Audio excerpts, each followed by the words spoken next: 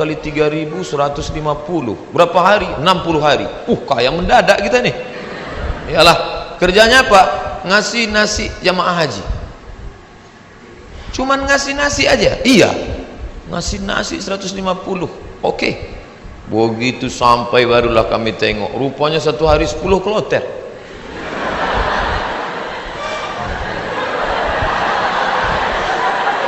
Satu kloter 400. 10 kloter 4.000 orang yang mau dikasih. Saya ngasih nasi kotak. Tugas saya nasi kotak. Kawan saya yang satu nih, yang sekarang di Jakarta itu bagian ngasih jeruk. Asal yang jamaah haji itu nenek-nenek dikasihnya 1. Yang anak gadis dikasihnya 5. Jadi setelah jam istirahat saya bilang, ente zolim, saya bilang.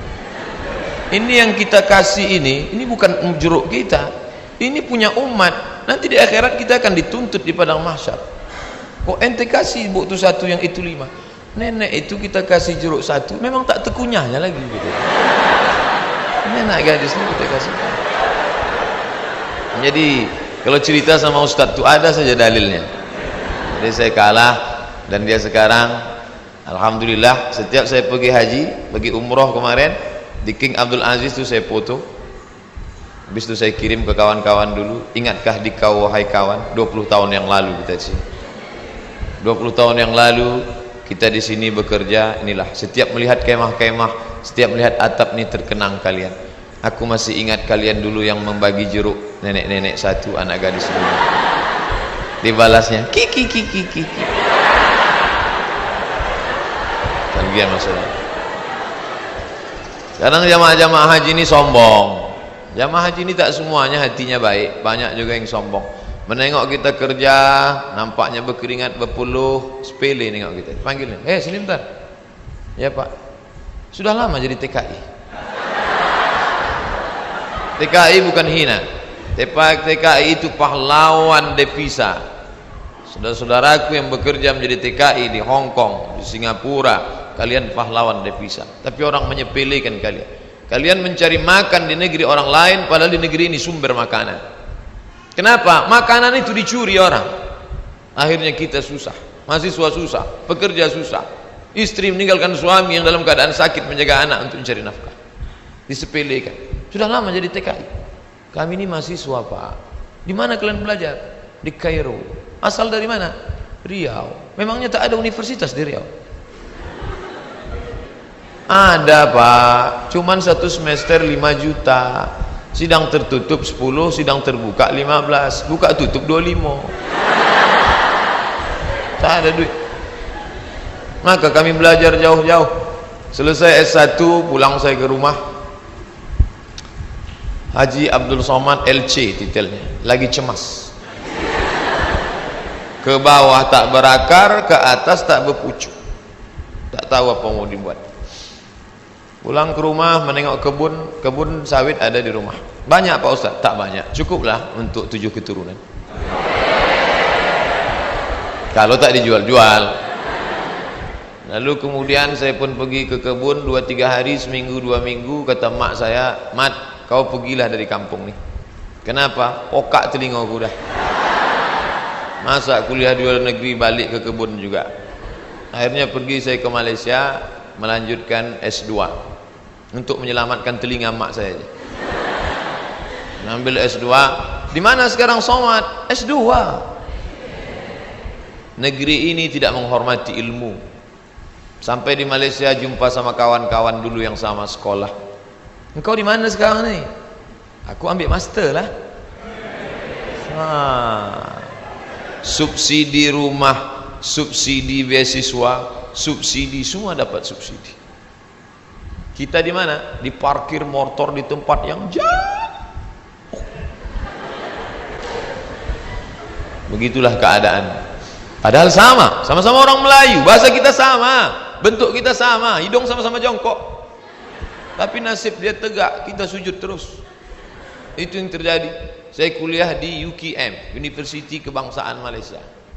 Banyak orang nanya saya, kenapa tak ambil UIA? Kenapa tak ambil IIU, International Islamic University? Kenapa tak ambil Malaysia? Kenapa tak ambil UM, Universiti Malaya? Kenapa ambil UKM? Dia tak tahu, di UKM tu bisa ngutang. Tapi saya tak selesai, karena saya pemburu beasiswa. Tiap hari searching, browsing, mancing, launching. www.google.com, beasiswa, pakai bahasa Arab, minhah dirasiyah, enter. Dapatlah peluang beasiswa. Dan saya selalu masuk di warnet Fakultas Sains di UKM. Saya tak mau di fakultas saya, FPI namanya, Fakulti Pengajian Islam. Saya masuk ke Fakultas Sains karena di situ internetnya gratis. Dan orang Malaysia itu tak tanya-tanya, ditengoknya muka saya pula, muka-muka anak sains kan.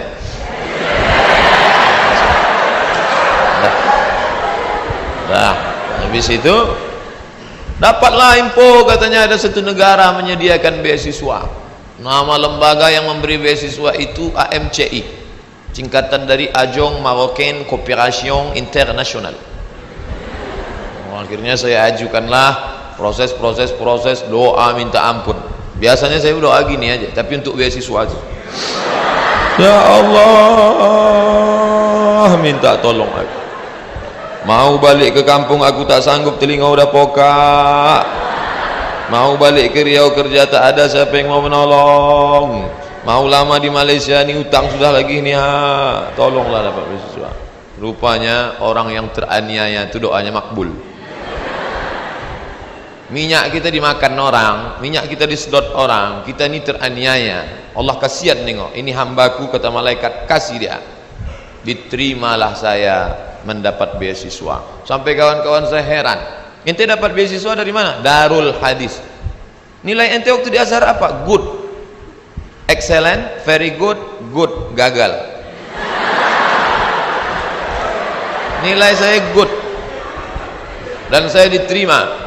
Tidak ada sejarah orang asing diterima di Darul Hadis dengan nilai good, semua mesti very good. Tapi saya diterima. Allah tahu, Allah kasihan. Ini wajah penuh dengan penderitaan, katanya. Akhirnya saya diterima di situ dan saya pun belajar dengan penuh suka duka dan dipatok 24 bulan mesti selesai. Nama titelnya DESE, Diplôme étudiant, Diplôme études supérieures approfondies. Tapi tak saya tulis itu, karena titel itu Diplôme études supérieures approfondies, desa, kampung. Akhirnya saya tetap pakai yang Inggris punya, LCMA. Walaupun banyak yang nanya, apa LCMA itu Pak Ustaz? Lagi cemas menghadapi apa-apa dan ama-ama. LC itu diambil dari bahasa Inggris, licence. Diambil dari bahasa Perancis, liaison, artinya ijazah. Orang ini sudah punya ijazah, ajaza yujizu ijazah, dia boleh mengajar. MA itu sebetulnya bukan titel saya, daripada ditulis DESA, tapi DSK PNS ditulis DESA, karena waktu mendaftar dulu dikatakan tulis menurut titel negara asli, Diplôme études supérieures approfondies. Lalu kemudian saya pun pulang membawa 2 ijazah, LC di kiri, MA di kanan. Ada orang memanggil, sinilah ngajar ke kampus kami? Tak ada. Ada orang mengangkat, karena ente sudah pontang-panting, tunggang langgang, lintang pukang, maka kami angkat menjadi PNS? Tak ada. Malah kehadiran kita dianggap sebagai ancaman, kita disepelekan, kita diremehkan. Perjuangan panjang, mau pergi kemana lagi? Tetaplah tinggal di sini. Akhirnya kabar itu datang juga, Riau Pos, beritanya kecil 2 jari. Penerimaan dosen 30 orang. Datang saya membawa map ke lantai 3. Assalamualaikum. Waalaikumsalam. Kuat salamnya, semangat kan? Bu, katanya ada penerimaan dosen di sini ya? Ya. Saya mau melamar jadi dosen. Kata ibu tuh, Pak, kalau mau melamar jadi dosen harus S2. Tak yakin dia saya S2. Pondok saya buka atas saya tunjukkan ijazah saya. Tengoknya, apa ini kata dia? Rupanya tak bisa dia baca, terus Arab semua. Datang pegawai dari dalam, atasan dia, coba tunjukkan ke yang di dalam. Tunjuk, dibacanya, tengoknya, siapa yang punya ijazah ini? Ini orang. Abdul Somad, guru saya dulu. Kemana aja ente hilang selama ini? Hilang kata dia saya. Akhirnya setelah melewati proses panjang, ini fotokopi, saya mau jadi dosen pak, fotokopi ijazah, transfer nilai, legalisir, semua oke, sudah pak. Ada lagi yang belum Somad. Apa pak? Surat kesehatan dokter. Ragu dia saya sehat. Saya kurus. Tak tahu dia saya tahan tegak lama. Pergilah saya ke puskesmas Jalan Harapan Raya sebelah kanan. Masih ingat saya tempatnya sekarang. Sampai ke situ, assalamualaikum bu, waalaikumsalam, saya mau ngurus surat sehat. Ya sebentar ya. Tak lama sudah itu datanglah bidan, baju putih, jilbab putih, rok putih, membawa balon warna hitam kecil. Kosong. Sebentar ya pak ya. Iya. Katanya mau memeriksa detak jantung. Memang jantung saya tak normal detaknya waktu itu. Cantik pula bidan tuh. Itulah. Periksanya lah. Habis itu keluarlah, buatnya sehat. Anda sehat. Ini suratnya. Saya mau cepat balik. Saya tariklah surat itu. Saya menarik, dia menarik.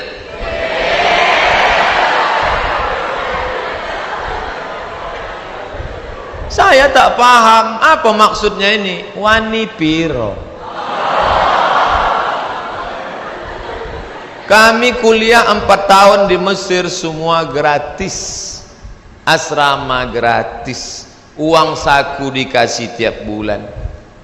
Sampai-sampai tiket pulang saya pun gratis. Mesir itu bukan kaya macam Saudi Arabia. Dia tak ada minyak. Miskin Mesir itu, tapi bisa membiayai kami anak Indonesia 100 orang setiap tahun, dan yang kuliah di sana 74 negara. Fir'aunnya Husni Mubarak, terserah mau ngejek dia jahat, yang penting saya gratis kuliah pertama dari Al-Azhar itu, walaupun bukan tanah dia, tapi itu dari wakaf Al-Azhar. Negeri ini kaya, gemah ripah loh jenawi, tongkat dan batu jadi tanaman. Di Mesir kalau diletakkan tanaman itu mesti disiram dengan air baru tumbuh. Di tempat kita campakkan aja batang ubi itu ke belakang, tengok besok pagi betunas walaupun sungsang.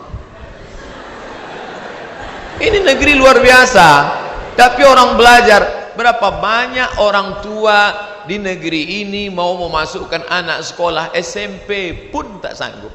Daftar ulang 14 juta. Doktor, dosen, golongan 4D ngobrol ke saya hati ke hati. Aku tak sanggup menyekolahkan anak ini Ustaz Somad. Baru 2 yang sekolah, belum kuliah lagi. Mau jadi apa ke depan? Nah, jadi berkaca Mesir luar biasa dengan Al-Azharnya, dan kami kuliah di situ. Sampai kawan saya ini suka makan cabai, mengunyahnya malas.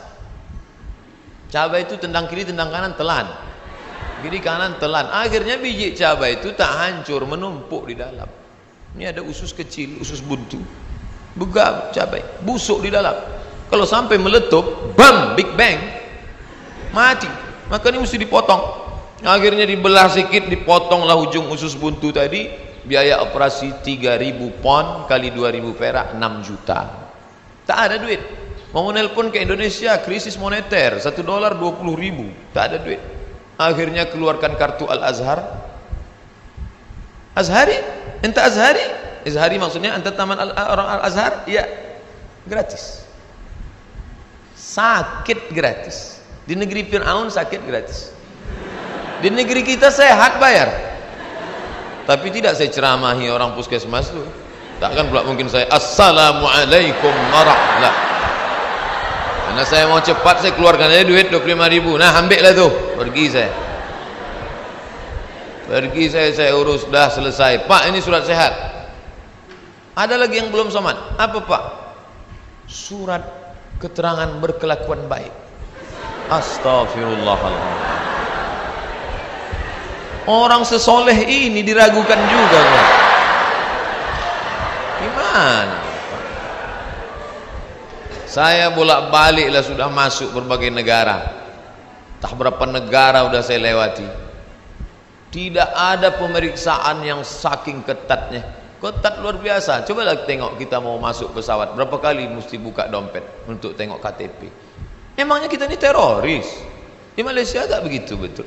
Enggak gitu-gitu amat sih, kata orang yang lama di Jakarta. Tapi apa boleh buat?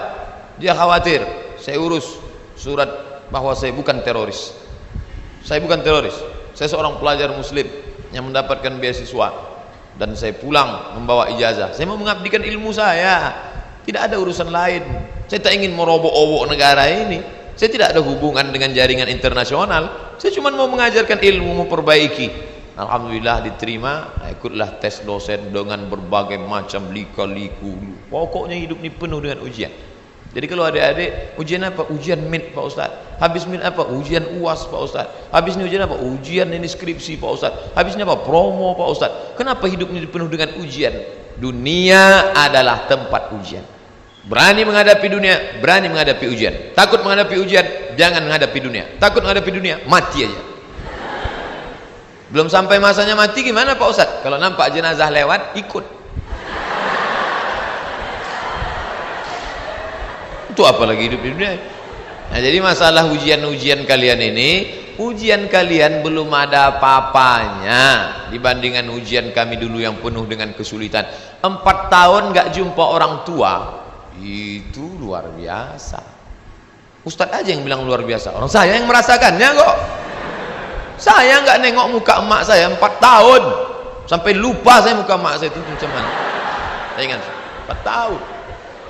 Ditengok muka emak orang Arab tak sama. 4 tahun saya tak jumpa. Berangkat 2002, berangkat 1998 5 September, pulang 2002 bulan November. Tapi saya sudah menyelesaikan kuliah di bulan Juli. 3 tahun 10 bulan selesai S1 saya. Pulang. Makanya sekarang kalau saya nengok mahasiswa, langkah gontai, gaya nyantai. Ente semester berapa?